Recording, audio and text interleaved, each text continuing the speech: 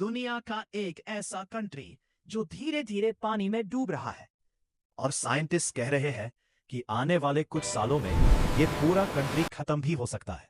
सोचो, एक पूरा देश ही गायब हो जाए। आज हम बात करने वाले हैं एक ऐसे यूनिक आइलैंड नेशन तुवालू के बारे में। चलिए शुरू करते हैं। वीडियो शुरू करने से पहले वीडियो को लाइक और चैनल को सब्सक्राइब कर देना ताकि तुम मुझसे जुड़े रहो। अब तुम्हें तुवालू के बारे में सर बताएंगे, तो वीडियो में बने रहो। कभी सोचा है कि एक पूरा का पूरा देश दुनिया के नक्शे से हमेशा के लिए मिट सकता है? सुनने में किसी फिल्म की कहानी लगती है ना? लेकिन प्रशांत महासागर के बीच बस एक छोटे से देश तुवालू के लिए ये एक डरावनी हकीकत है। ये कहानी सिर्फ उस देश की नहीं, बल्कि हम सब के लिए एक बहुत बड़ी चेतावनी है। तो चलिए आज इसी कहानी की गहराई में उतरते हैं। ये कोई आम हेडलाइन नहीं है, ये एक बहुत बहुत गंभीर भविष्यवाणी है। जरा सोचिए, एक ऐसी जगह जो सदियों से किसी का घर रही हो, वो हमेशा के लिए समुद्र में समा जाए। और देखिए, ये सिर्फ जमीन के एक टुकड़े की बात नहीं है।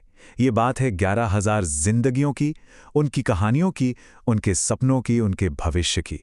एक पूरी की पूरी कौम जिनकी दुनिया उनकी आंखों के सामने खत्म हो रही है।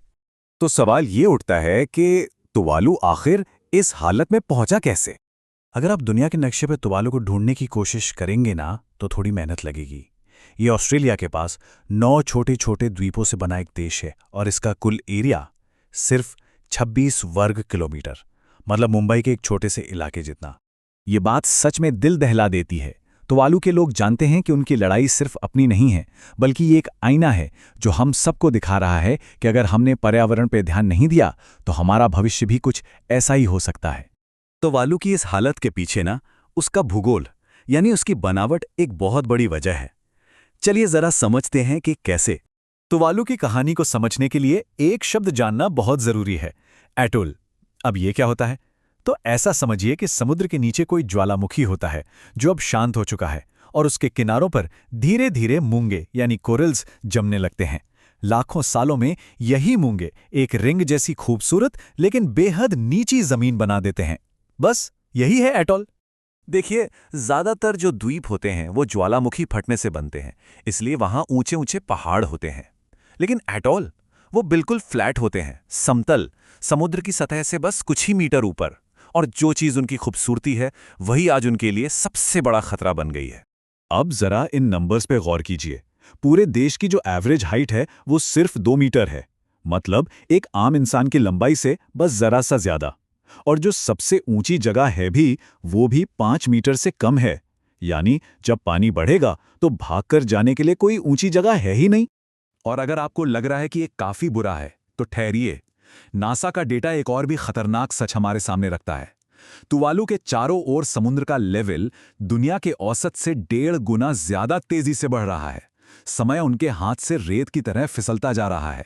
ये जो टाइमलाइन है ना, ये भविष्य नहीं, एक चेतावनी है।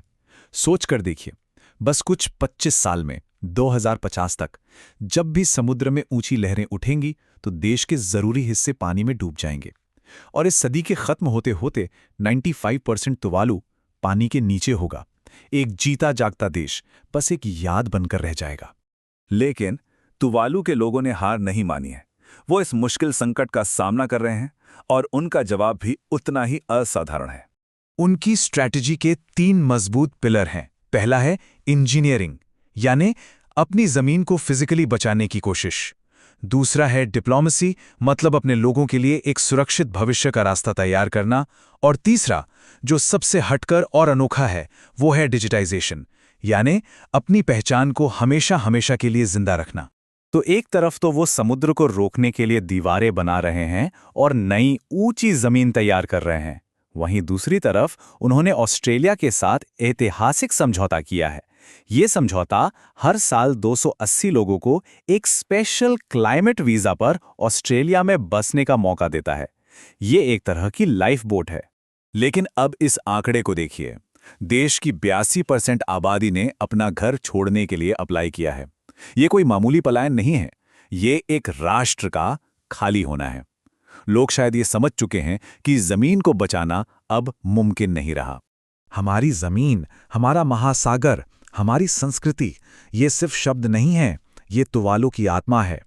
उनका मानना है कि भले ही उनकी जमीन डूब जाए, लेकिन वो अपनी पहचान, अपनी संस्कृति, अपनी विरासत को नहीं खो सकते। और इसे बचाने के लिए उन्होंने एक ऐसा रास्ता चुना है जिसके बारे में शायद ही किसी ने सोचा होगा। और वो रास्ता है दुनिया का पहला डिजिटल नेशन बनना। जी हां, ये कोई साइंस फिक्शन फिल्म नहीं, ये हकीकत है।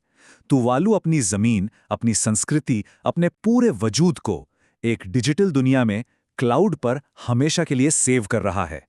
आप इसे एक तरह की डिजिटल नूह की नाव कह सकते हैं। हर एक घर, हर एक पेड़ तक को 3D में स्कैन किया जा रहा है। बड़े बुजुर्गों की कहानियां, पारंपरिक नाच गाने, सब कुछ रिकॉर्ड किया जा रहा है। अरे यहां तक कि सरकारी कामकाज और पासपोर्ट भी डिजिटल हो रहे हैं। मकसद बिल्कुल साफ है, अगर देश नहीं बचता तो भी राष्ट्र जिंदा रहेगा। तुवालू की कहानी में सिर्फ तुवालू नहीं है, इसमें हम सब शामिल हैं। यह हमारे भविष्य पर पहली दस्तक है। और ये है इस कहानी का सबसे बड़ा और सबसे दुखद पहलू। दुनिया में 80% प्रदूषण के लिए G20 के बड़े और अमीर देश जिम्मेदार हैं, और तुवालू, उसका योगदान इसमें ना के बराबर है। लेकिन इसकी कीमत सबसे पहले और सबसे ज्यादा वही चुका रहा है। तुवालू के प्रधानमंत्री के शब्द एकदम सीधे और सख्त हैं। उनका साफ कहना है कि बड़े देशों का लगातार फॉसिल फ्यूल्स यानी पेट्रोल डीजल जलाते रहना उनके देश के लिए मौत की सजा लिखने जैसा है। और ये खतरा सिर्फ तुवालू तक ही नहीं है। एक अनुमान के मुताबिक 2050 तक दुनिया भर में 80 करोड़ लोग, जी हां 80 करोड़ लोग, यानी भारत की आधी से भी ज्यादा आबादी समुद्र के बढ़ते लेवल की वजह से सीधे खतरे में होंगे। और अब ये खतरा हमारे दरवाजे पर दस्तक दे रहा है। मुंबई, कोलकाता, ढाका, दुनिया के कई बड़े और जाने पहचाने शहर इसी रास्ते पर हैं।